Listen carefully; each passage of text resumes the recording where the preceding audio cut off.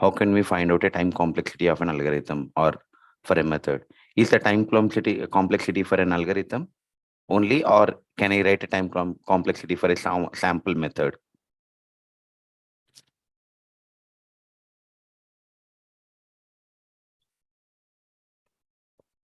Are there any new joinees today, guys?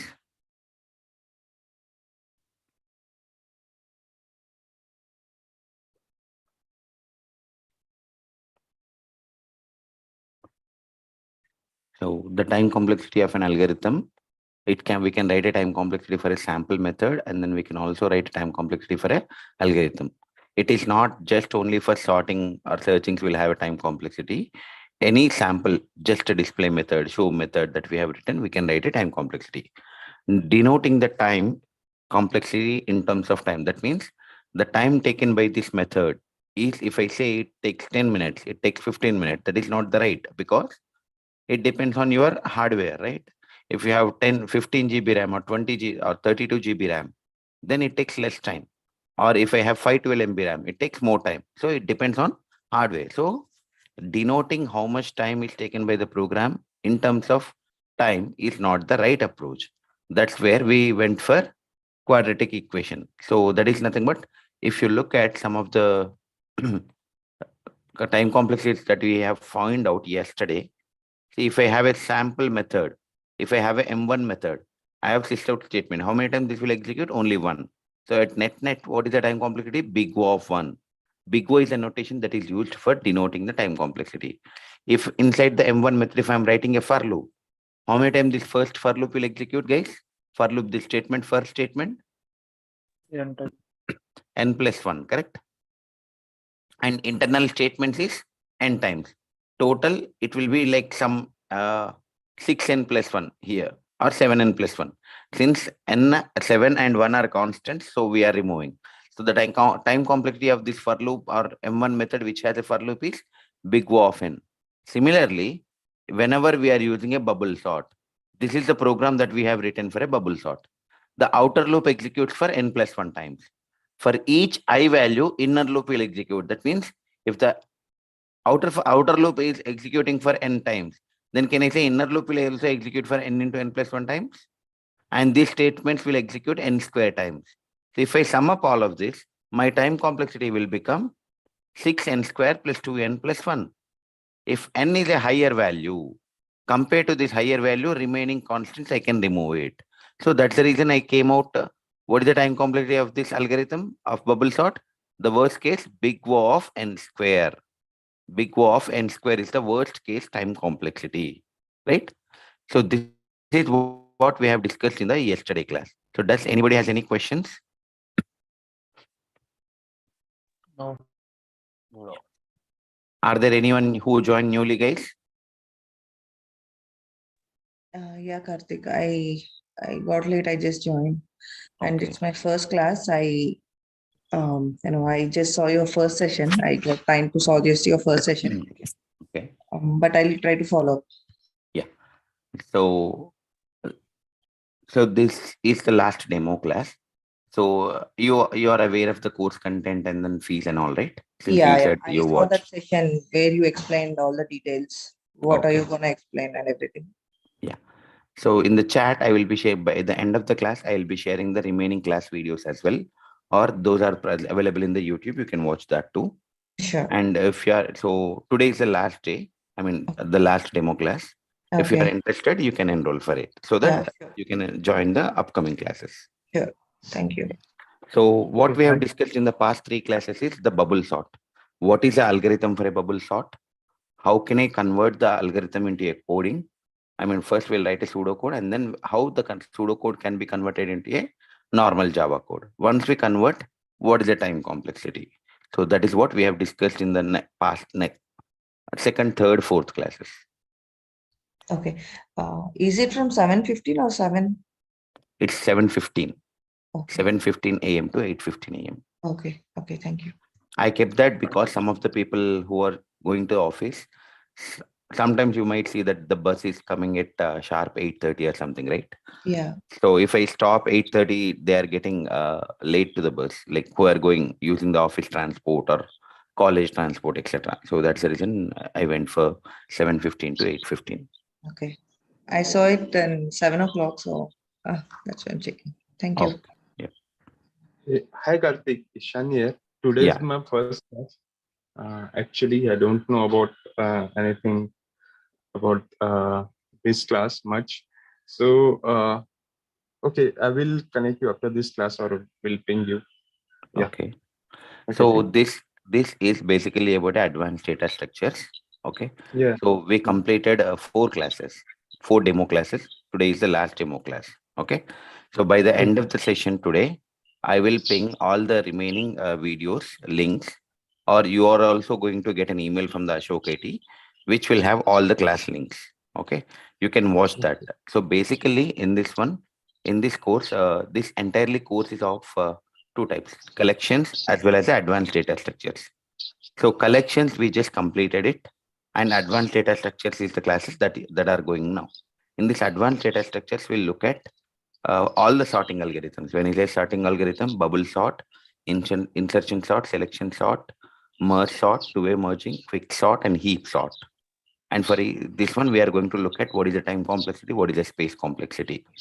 And then we are going to look at graph, breadth first search, depth first search, and some other things, dynamic programming, matrix implementation, pattern printing, and we are also going to see linked list, trees, and then so those problems. Look at level order traversal, vertical order traversal, sum of all the elements in a tree, difference between 2 nodes in a tree, binary tree path, left view of a tree, check whether the given tree is a binary search tree or not, mirror image of a tree, etc. So these are the things we are going to see, and these are the hacker rank programs we are going to solve in the class itself. Oh, understood. Thanks. Yeah. Okay. So guys, for those who are new, don't worry. I'm going to ping you the previous class sessions at the end of the class, and you can watch it. And if you are interested, then only you can enroll it. Okay. Don't enroll for the course without watching. Right. Now, next, let's look at the next class, the next thing.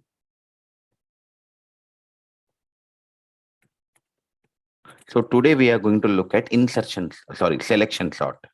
Selection sort. Okay. So can someone summarize what is the intention of a bubble sort? Whoever is attended. What is the intention, or how does the bubble sort works?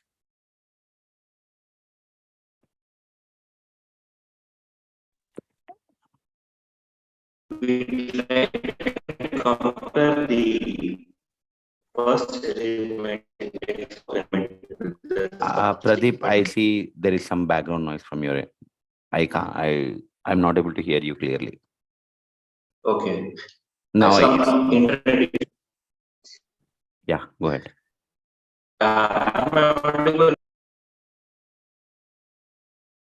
Yeah, still there is some issue.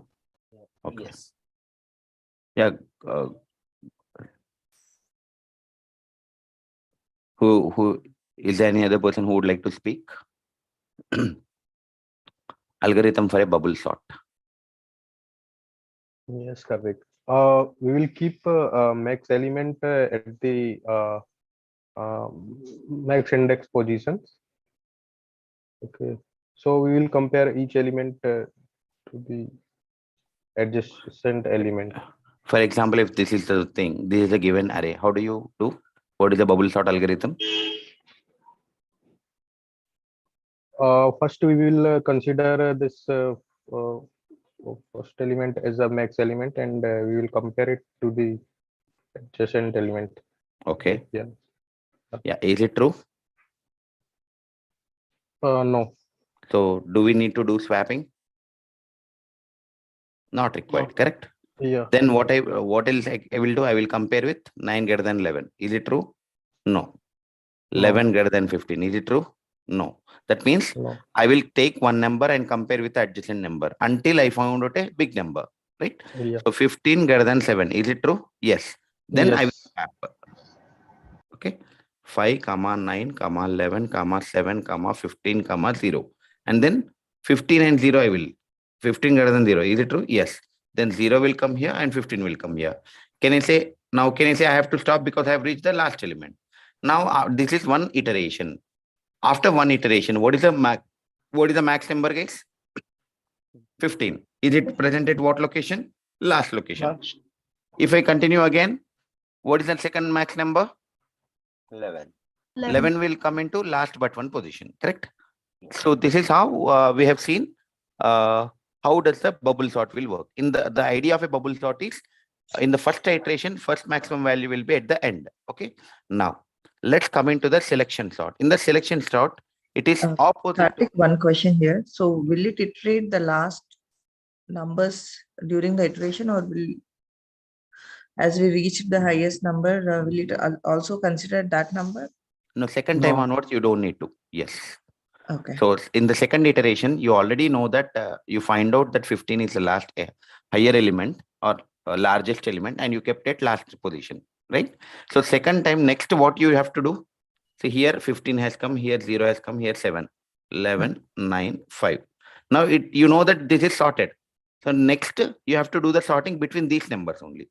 Even if you find out a largest number, 11 will come. And even if you compare with 11 and 15, is it going to change the position of 15? No. That means you don't need to compare it. That is what we discussed in the previous classes. Even if you compare it, there should not be any problem. Okay. That means so the bubble sort will be sorting. The elements are getting sorted from last position to initial position. Okay. So that means first iteration, I'm finding out the maximum value and I'm putting it last position. In the second iteration, I'm finding out the second largest value and I'll put it last but one position.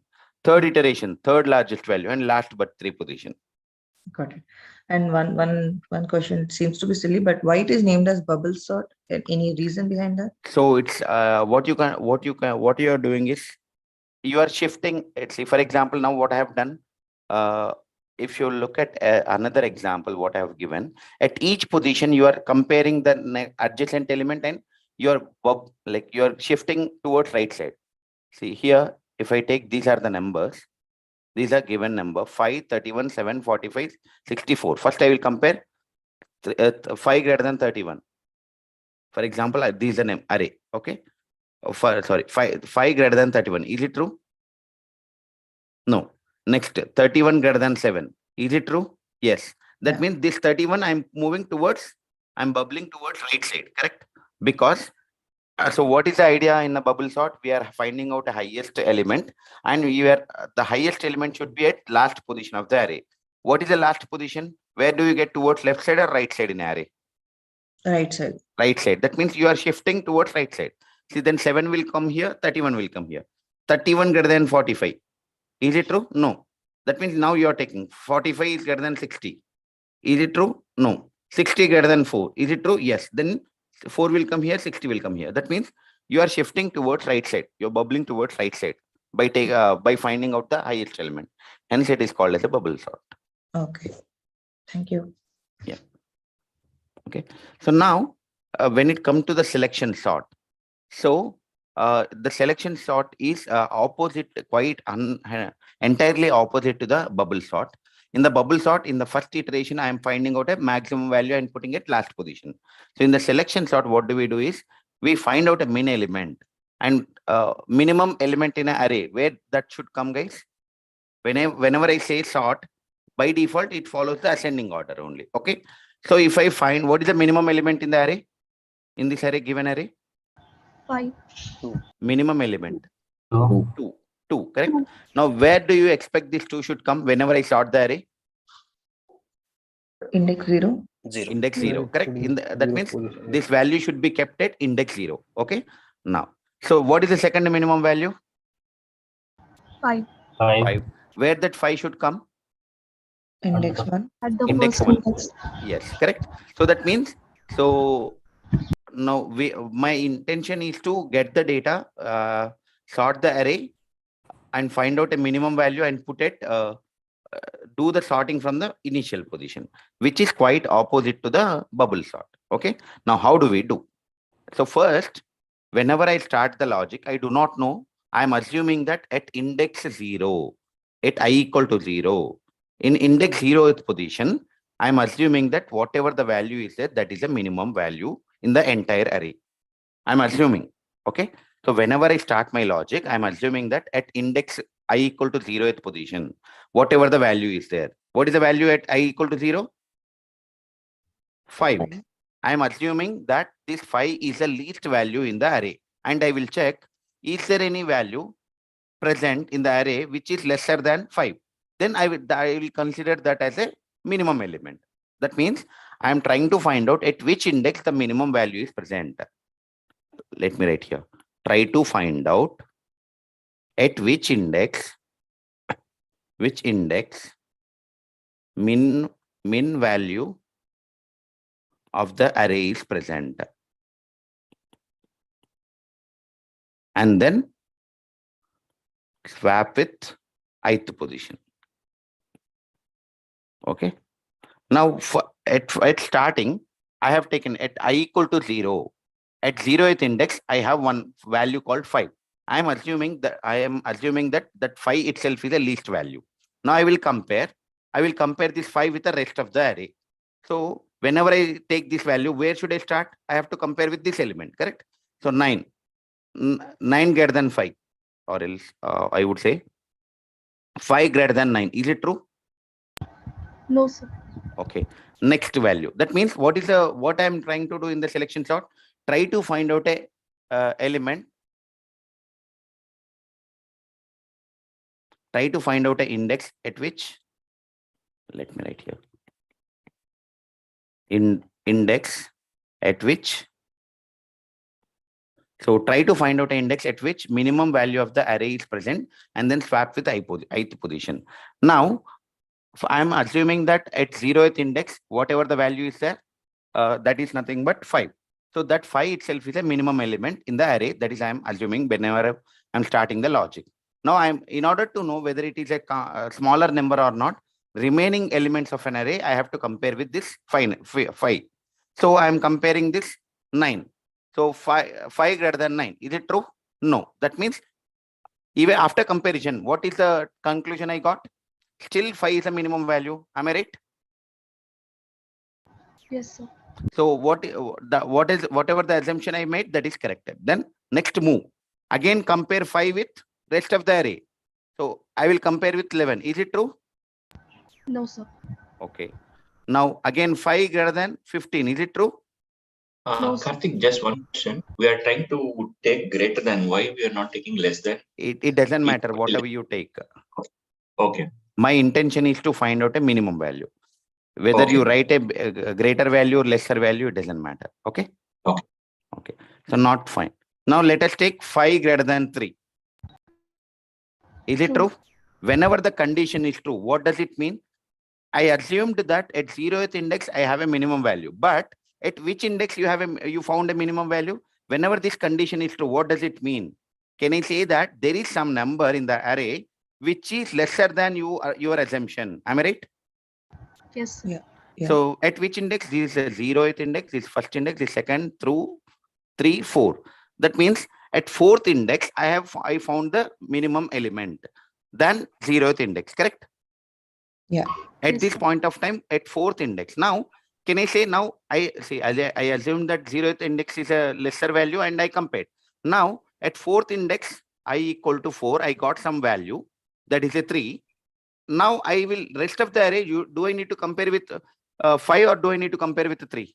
Now, I have to find in the rest of the array, is there any element which is lesser than 3, correct? Yes, sir. So now, I'll check 3 greater than 2. Is it true? Yes, sir. So that means, can I say that earlier I got at 4th index, the value is present 3, which is lesser than my initial assumption. Later, when index equal to 5,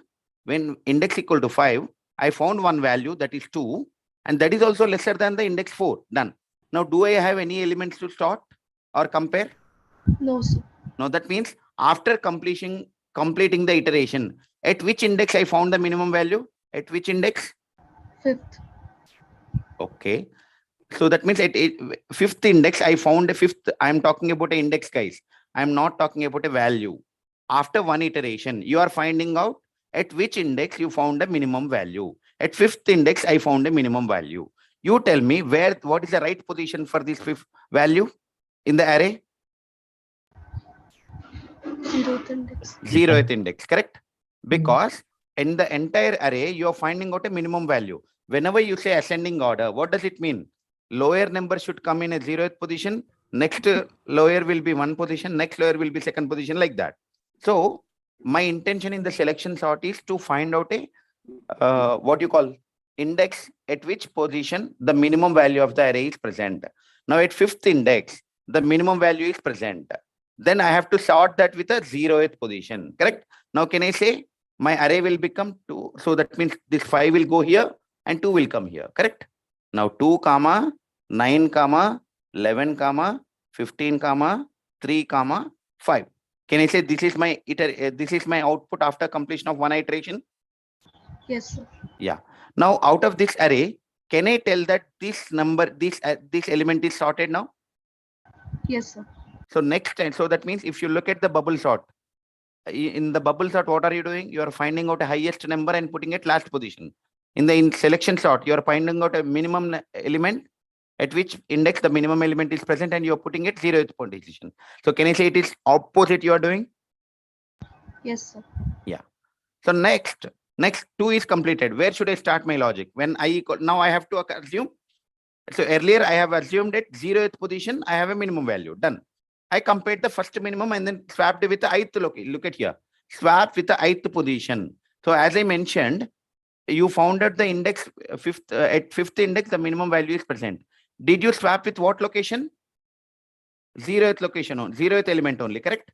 Because I value is 0. Now, when I equal to 1, do I need to start my logic here or do I need to start my logic I equal to 1? From 1. 1, because 2 is already sorted. Remaining elements I have to sort. So again, I'll do the same logic. I am assuming that I equal to 1, whatever the element. What is the element? 9. This 9 is the minimum element in the entire array. I'm assuming. And then I'll compare with the rest of the array and I'll figure it out at what position the minimum value, second minimum value of the array is present. Then I'll swap with the ith position. Ith position means 1 position. So 9 greater than 11. Is it true? No, sir. Okay. Again, you don't need to change the value. You have to take this value and compare with the rest of the array. 9 greater than 15. Is it true? No, sir. 9 greater than 3. Is it true? Yes, sir. So that means, can I say you assumed that second minimum value is present at 1 position? But can I say that is wrong now? Your second minimum value is present at what position? This is 0, 1, 2, 3, 4, 5. At 4th index, you found a minimum value of the array, second minimum value of the array, correct? Now you take this value and then compare with the rest of the array. 3 greater than 5, is it true?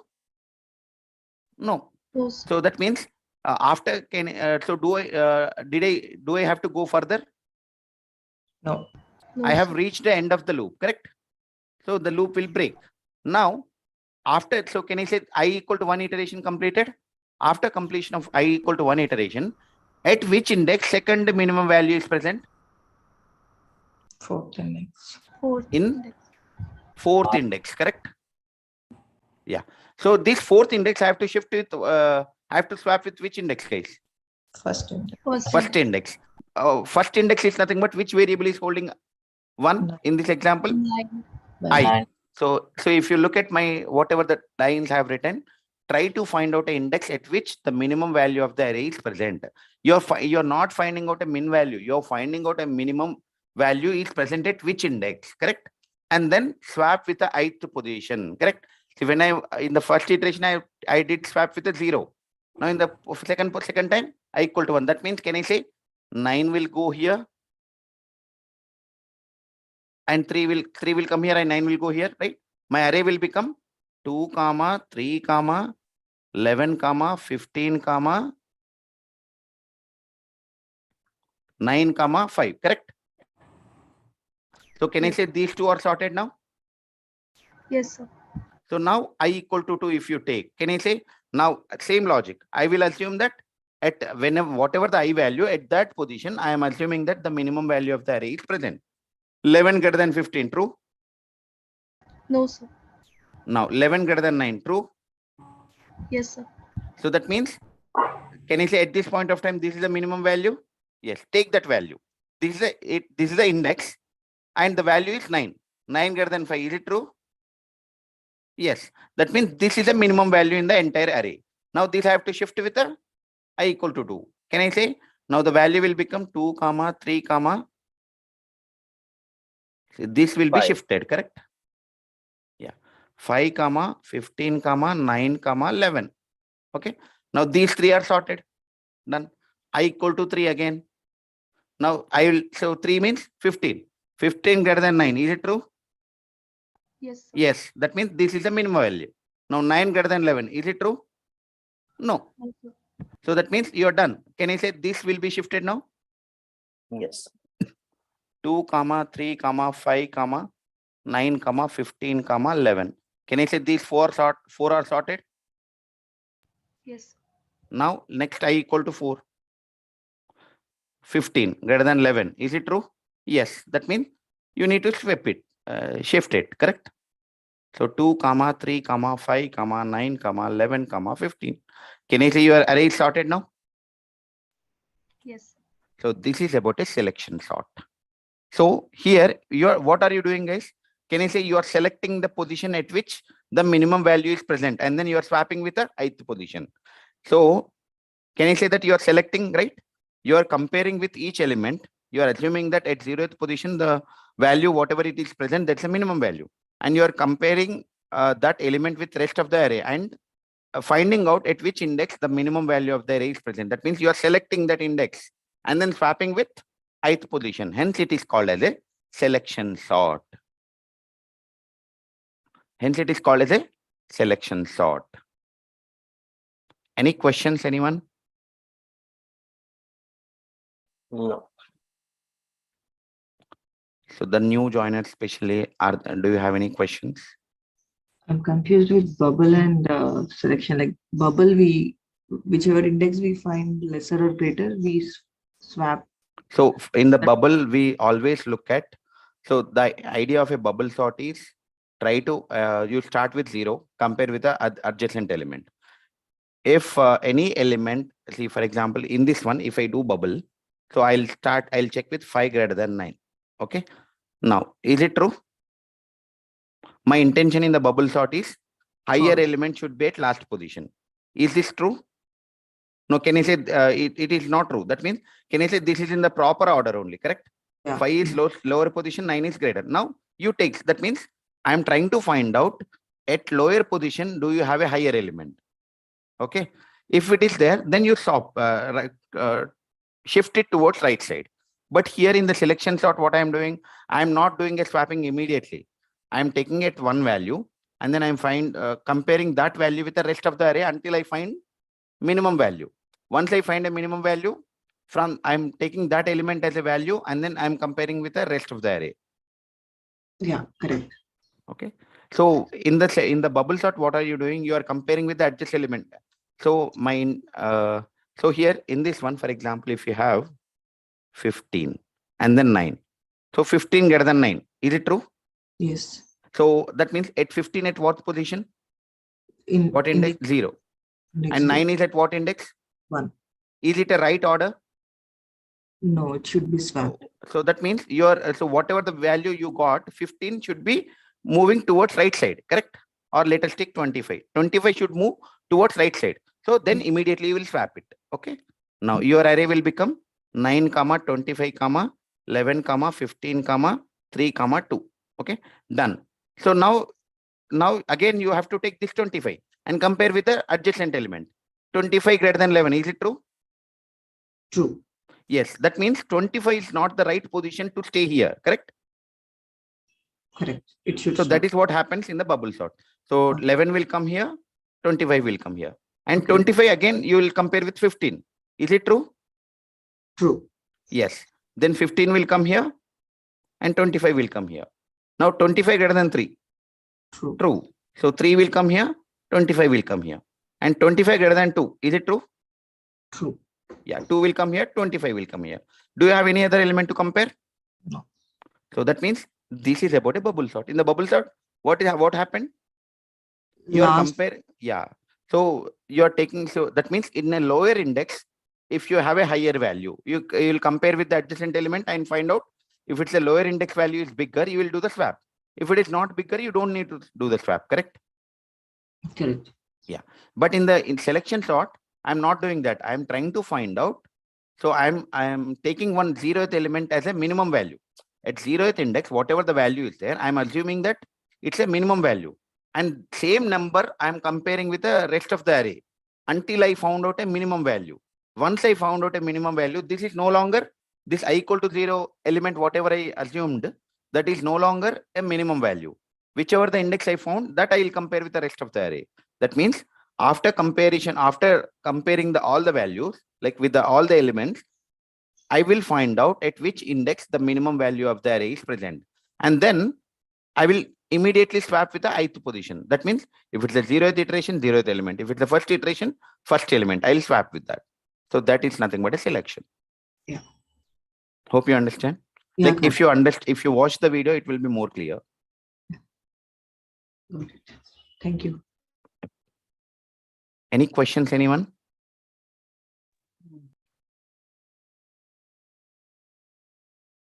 Anyone, any questions? No. No. Yeah. Let's quickly write the pseudocode. Okay.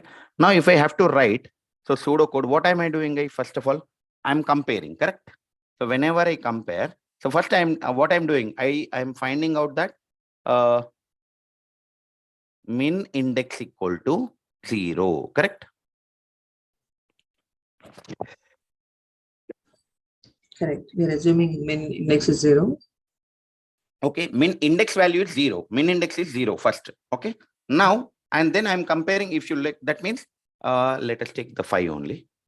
So 5 at I equal to 0, min index that means minimum index. That means at this index, the minimum value is present. What is that index? I am assuming whenever I start the logic, 0 first time. Okay. Now let me make it small. So whenever it is 0, now I am comparing the 5 with the rest of the elements, correct? Now can I say I am comparing that a of 0 is greater than a of 1, correct? Which is nothing but 5 greater than 9. Is it true? No.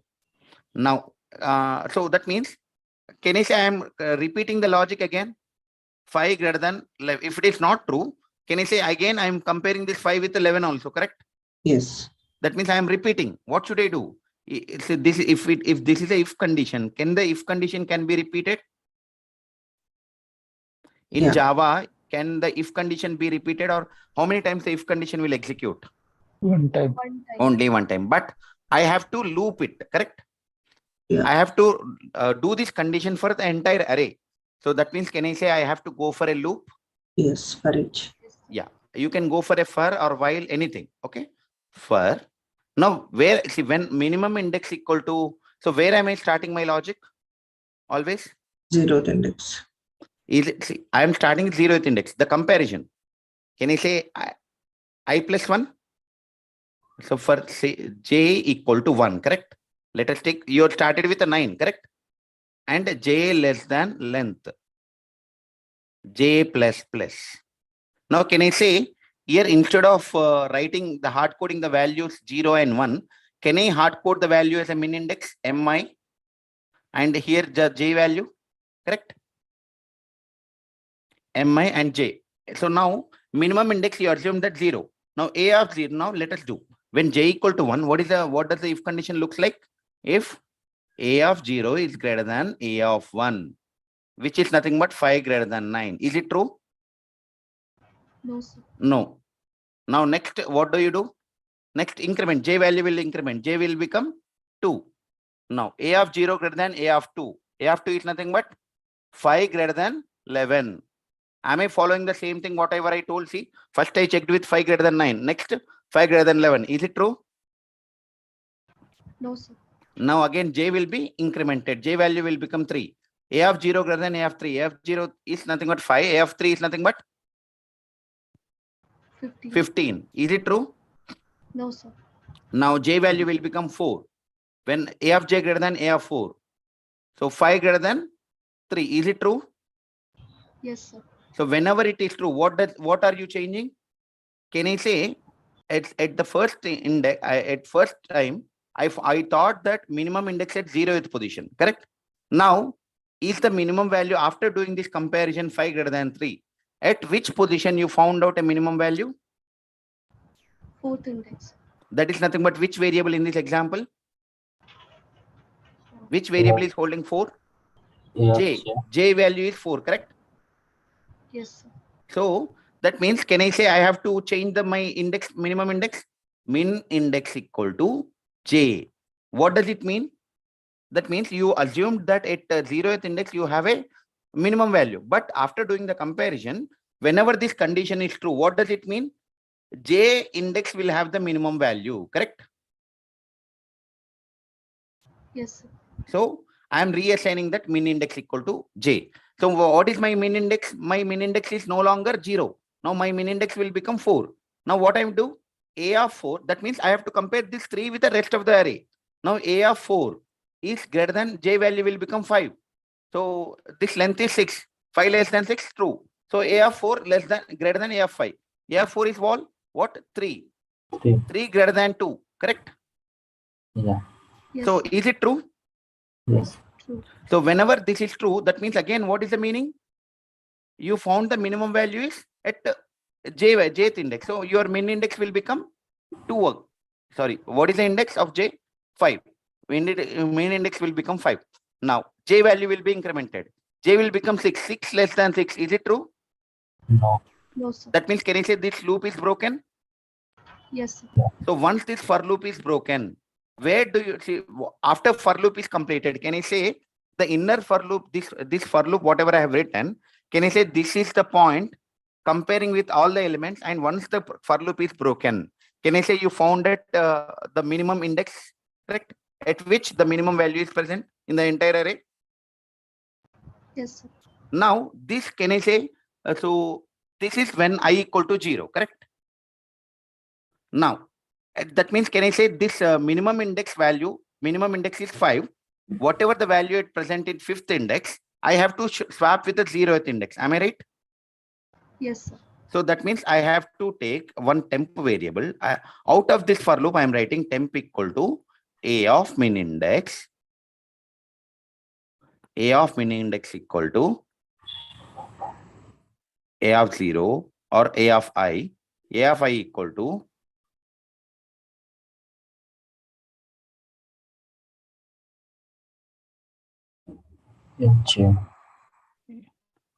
A of I equal to temp. So it is just a swap logic, guys. It's a swap logic.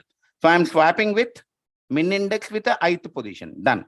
So that means this is a in one iteration. After this logic, how does my array looks like? My array looks like 2, 9, 11, 15, 3, 5. Correct? That means this is sorted. Now, can I do the same logic for rest of the array also? So that means this logic, entire logic, whatever I have written, can I say that I have to perform again? How do I do? By using You have to enclose this with another for loop, correct? For I equal to 0, I less than a dot length minus 1, I plus plus. Now here I will say min index equal to I. So next time when I value is 0, you have swapped with the 0th position, correct? So now when I will become 1, so you are assume that min index equal to 1, and then you are doing the same logic, and then whatever the index you found, you are comparing, you are swapping with a 1. Am I right? Yes, sir. Yeah. So this is the pseudo code for the selection sort. Don't worry, tomorrow we are going to write this in the Eclipse, and then we are also going to do the manual debug. When I say manual debug, generally people are habituated for the Eclipse debug, right? But sometimes even in your project in production system, you will not be able to debug, but you have to find out a issue. So that's where the manual debug comes into picture. So tomorrow we are converting this program into a Eclipse, and then we'll do the manual debug. Okay, and then we'll come into the what you call time complexity as well. Okay. So any questions so far? Why did I write each line of code? Anything? It will be more clear in tomorrow class, but still, if you have any questions, let me know. No questions. Karthik, one question related to bubble sort. Now, when we should use bubble sort? Is it So just for example, number? I have 10,000 array. Okay. Now I am trying to find out. Can you find out a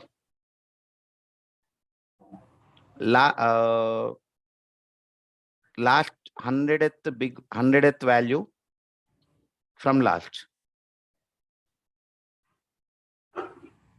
So I mean, like 100th last. See, you in the, for example, out of this 10,000 values, if you sort, now I want to find what is the element from last. After doing the sorting, find out the largest 900 element, or for example, let us take 1,000 values, 1,000 elements are there. Okay. Now I'm asking you find out at 1,000 position, largest element, largest element in the array will be present. At 999 position, second largest. At 998, third largest, right? I'm trying to ask you find out 10th largest number, 10th largest number in the array. If you use selection sort, how many iterations will take? 10th largest number means, so generally, whenever you are writing a bubble sort, you are writing a for loop, correct? For I equal to 0, I less than a dot length minus 1. Okay. Now, here, if I say 10th largest number, how many times you should loop? 10. At first. Yeah. That means, so, but how many elements are there? Oh, 1,000. 1,000. But you are getting a 1000. 10th largest element in the 10th loop itself, correct? Yes or no? Yes, yes. If I am using a selection sort, instead of bubble sort, if I am using this selection sort in this, how many loops I need to do? Can I say I have to do 1,000 loops?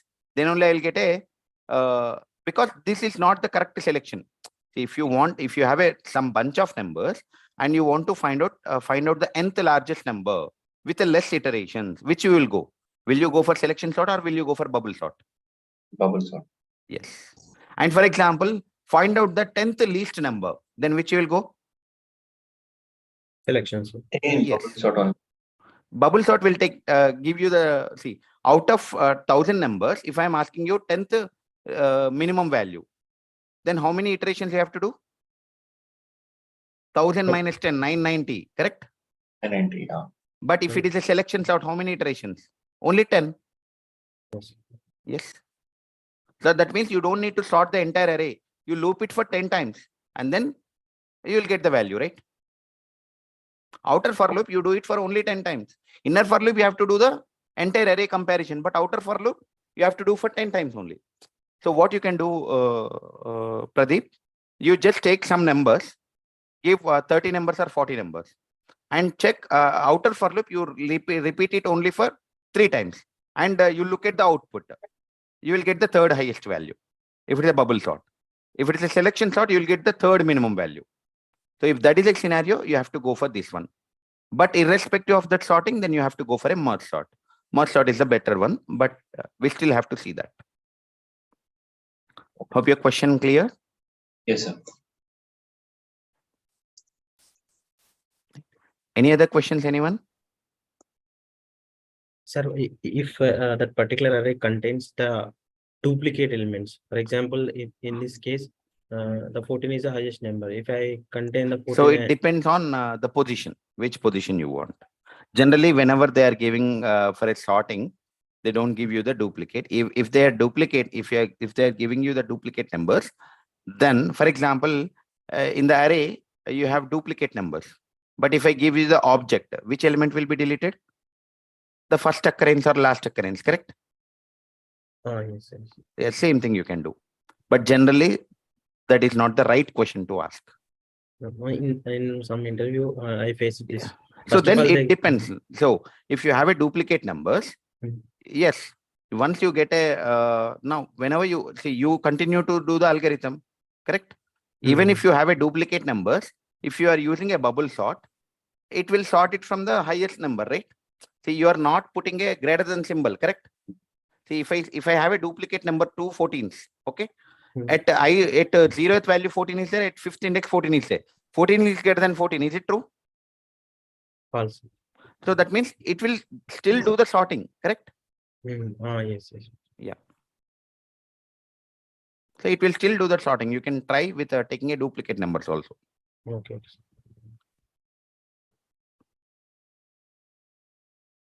Any questions, anyone?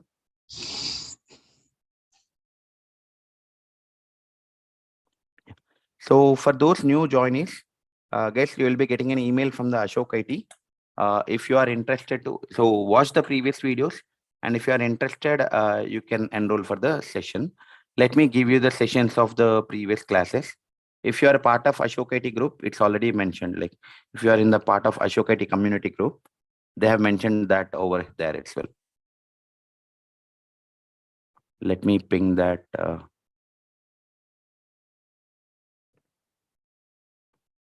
So in the chat, I'm pinging all the videos, YouTube links. Can you guys copy it? Because whenever I stop the class, this chat will be vanished. Can you copy whoever is interested? Or if you are part of Ashok IT community group, you will be getting this one. And today you're getting an email for those new joinees. This is the enrollment email that you get it from Ashok IT. Okay. So in that, all the sessions will be there. Okay. And enrollment process also will be there. And so you can do the payment accordingly. Like if you want entire course, 10,000 you have to pay. And then that will have a 1 year access of all the videos. If you are only joining for advanced data structures, 5,000. If you are only joining for collections, the online classes are completed. You will be given with the recordings, and that will take around 3,000. If you have collections followed by this one, 8,000. Okay. So don't worry about that. You can watch the first or second videos. It will be clear what you have to pay. If you still have a doubt, just call the Ashok IT or shoot out an email to the Ashok IT. They'll let you know. So this is a number or this account detail, and this is a Google Pay number where you have to do the payment if you are interested. And once you are doing the payment, you do send out an email to this email ID with your name and then contact number as your WhatsApp number and course code as 25. So these are 25th data structure batch in the Ashok IT, but these are out of this 25, this is the 8th batch I'm taking. Like around 25% data structures I teach in Ashok IT. Okay, and you attach the payment screenshot. So once you send that, you will get a confirmation email from the Ashok IT, and you'll also get a call from the Ashok IT. They will let you know how to join further classes. Like from tomorrow onward, the Zoom link is going to be changed. All the enrolled candidates will be given the access to the new Zoom link. So they will let you know how to join to the everyday class, and they will let you know if you are enrolled for videos, how to access the videos. All the information they will be providing you. And when it comes to the teaching, I will teach the same way, guys, or all the algorithms. Like I have explained bubble sort on the diagram, first algorithm, then pseudocode, then normal code, right? The same thing will be continued for rest of the topics, not only sortings, entire course, not only this course. Whatever the course I teach, I do teach practical oriented. And my classes will be an interactive session rather than one side communication. And even when you ask a question, if I'm not able to answer, I don't have any problem. I will work on it because I'm also a human being. I'll not be knowing some things, right? If I'm not aware, I don't have any problem. I'll work on that. I'll come back and then I'll let you know the answer. Okay. So any questions?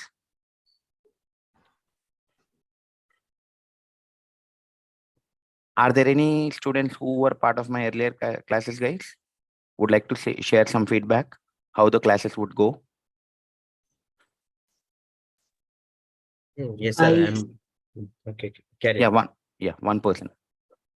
Yeah, I have taken online, like not direct class. It was from YouTube. I watched on the Java streams and Lambda. So I felt good, like it was practical. You have shown from the jar file, extracted that, and that given me a clear picture. So I thought of attending this and see, because basics are very important. So I thought of giving a try on this. So I felt good on that. Yeah. And even today's session. So August 16th, I'm going to start the 8, 9, 11. August 16th, 8:30 to 9:30. I'm going to start Java 8, 9, 11. So you can watch that. You can join the demo class again. If you're interested, you can. is it comparing those versions or you're explaining everything? Yeah, in 8, 9, 11, whatever is there, all the features I'll explain. Lambda, streams, modules, all the things. You'll get to know what is the syllabus will be covered in the demo classes. You will get to know. Okay. Thanks. Yeah. Yeah, good morning. I too attained the previous batches. It looks very nicely explained and also like a practical way. And I like the way of teaching and also the timing Karthik sir maintained during this course, like every time. So I have attended collections, I have attended threads, I have attended even like Java comparison version, Java version comparison as that session as well. So really, it's very nice.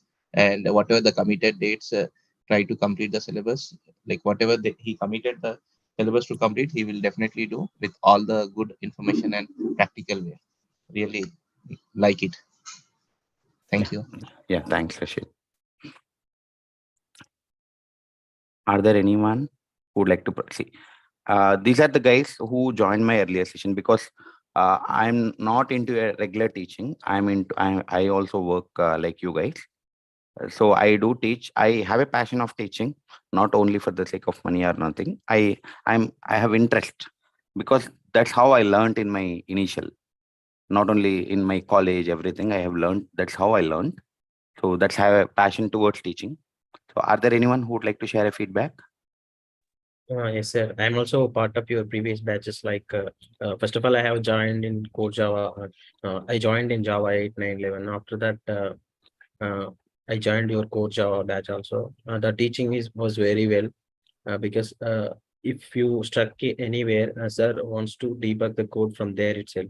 And in some of the institutions, they don't give the chance to the interact to the people. They mute the people and the communication is like one way. But here the scenario is totally different. Wherever you struck from there itself, you need to give your feedback so that sir is going to start from there itself. And like it is a two-way communications. That is a best way to do all this kind of stuff over here. And once the sir is in his way. Okay, so thank you. Yeah, thank you guys. Thanks for the feedback. Java version batch is on August 16th, 8:30 a.m. to 9:30 a.m. IST. So you don't worry, Ramesh. I'm going to share a poster soon. The poster is ready yesterday only. It's will be uploaded into a Ashok IT website and all the groups soon. Okay. So don't worry, I'll be sharing with you all the details. Okay. So if no questions, that's all for today. And if you are interested, do the enrollment. And if you are not, do not have a time or due to any reasons, you might be busy or something. So I have shared the videos, even if you're not enrolling also, not a problem.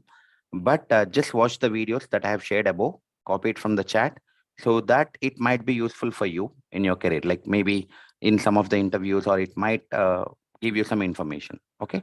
You can watch my videos of other like multi-threading, core Java, advanced Java, collections, design patterns. So those videos, you can watch it on YouTube. I wanted to take Spring Boot and microservices, but the basics are whenever you go for an interview, Spring Boot, microservices, AWS, all these are important. But the interview starts with basic core Java concepts. There itself, we can decide the candidate is good or not, or can I ask him the Spring Boot questions or not. So I found that many of the students are lacking in the core Java itself. That's why I teach more on Java topics than the frameworks. Frameworks is easy, guys. It is. I'm not saying that it's not a lower priority, but learning the framework is not a big deal. You're not going to add a new annotation, right? You're not going to add nothing new. You just need to know if it is you want to do the what you call transaction management. You have to use a @ transactional annotation, correct? So you need to know what annotation you need to use. What is the use of it? Nothing that is not going to change anywhere, right? So Spring Boot microservices is learning is very important. Okay, but once the project is there, your very less people will be getting an opportunity to work in the scratch projects, but remaining all will be getting already project will be there. You will go and write what Java code only, right? So whenever you're writing a Java code, there might be situations based on your and experience. They might ask you to, can you develop a thread program? Can you develop a this sorting and make it more, less complexity. So that's where the core Java comes into picture. So that's the reason I take all the core Java topics and then data structures, design patterns. I try to teach what others will not teach and what you will not get outside, because these are the things that are really needed for whenever you're working and whenever you're attending the interview, because that's how I struggled in my initial days. So that's the reason I take all of these topics. If you are interested, join. Even if you're not interested, watch the video. Some other knowledge will be provided. Okay. So that's all for today, guys. Yeah. Thank you all. Thanks for joining. Have a nice day. Yeah. Karthik, one more question. Yep. What will be the fee structure like for core Java? So you said the threads and Yeah. collection. Is it separate or it's all Yes. included? So core Java, I currently my data structures is going on, and one thread batch is going on, which is going to be completed in this week. So I do teach separate threads also. Separate threads is around I don't remember how much is the fee. But in the threads, I do teach all the thread topics like executor framework, countdown latch, semaphore, cyclic barrier, all of those.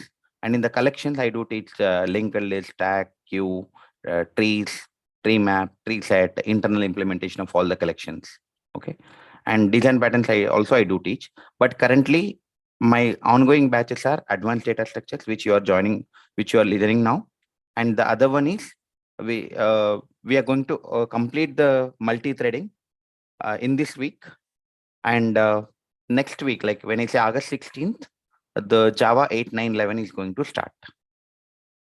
Okay. So what will the fee structure should that? 8, 9, 11 will be around 4,000. Okay. So it will take around 40 days of time, 35 to 45 days, 40 days. And Java 8 itself will take around 15 days. Remaining will be taking less time, because Java 8, it requires a lot of understanding. Okay. So that in that I will go little slow. And then once you understand, then we'll go little fast. Yeah. So any other questions, anyone? Yes, Raj, I do take the design patterns also. I have taken 3 batches on design patterns. Normal behavioral, structural, creational design patterns, followed by the microservice design patterns. Not all, around 8 microservice design patterns I do take, but currently I can take only 2 classes. Beyond that, it is not possible for me. So because of my schedule. So currently I do not have anything running, but yes, I do take the design patterns. I'll plan it in the future. Okay. So that's all from me. Thank you all. Thank you guys. Thanks for joining. Have a nice day. If Thank you're you. interested, see you tomorrow. Yeah, you too have a nice. Yeah. Thank you.